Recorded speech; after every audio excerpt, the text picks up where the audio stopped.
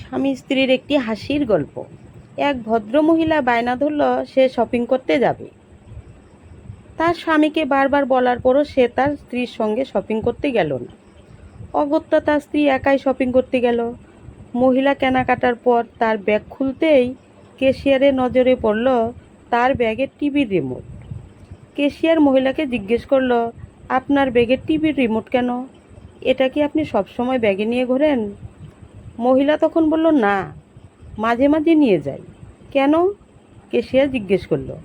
মানে আজ টিভিতে ক্রিকেট ফাইনাল দেখবে বলে সে আমার সাথে শপিংয়ে এলো না, তাই তাকে জব্দ করার জন্য এই কাজ করেছি। গল্প করতে করতে সে দোকানদারকে ক্রেডিট কার্ডটি দিল তার পাওনা টাকা নেওয়ার জন্য। কিছুক্ষণ পর দোকানদার কার্ডটি ফেরত দিয়ে বললেন, দিদি, কার্ডে কাজ হচ্ছে না। মহিলা অবাক হয়ে বললেন, এটা কি হলো? দোকানদার বললেন, মানে আপনার স্বামী কার্ডটি ব্লক করে দিয়েছে। মহিলা তার স্বামীর মোবাইলটাও সঙ্গে করে নিয়ে এসেছিলেন, যাতে করে তার স্বামী তাকে বিরক্ত করতে না পারে। তাই সে তো আর ফোন করেও তার স্বামীকে কিছু বলতেও পারছে না। অবশেষে কেনাকাটা করে বাড়ি ফিরলেন।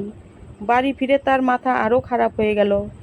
সে দেখল দরজা তালা মারা এবং কাগজে লেখা, আমি গাড়ি নিয়ে বন্ধুর বাড়ি খেলা দেখতে গেলাম, ফিরতে রাত হবে, তুমি বাইরে ঘুমিয়ে পড়ো কেমন? মহিলা ডুপ্লিকেট চাবি দিয়ে দরজা খুলে ঘরে গিয়ে খেয়ে ঘুমিয়ে পড়ল। রাতে স্বামী বাড়ি ফিরে দেখেন দরজা ভিতর থেকে বন্ধ এবং একটি কাগজে লেখা, আজকের রাতটা তুমি বাইরেই ঘুমিয়ে পড়ো কেমন?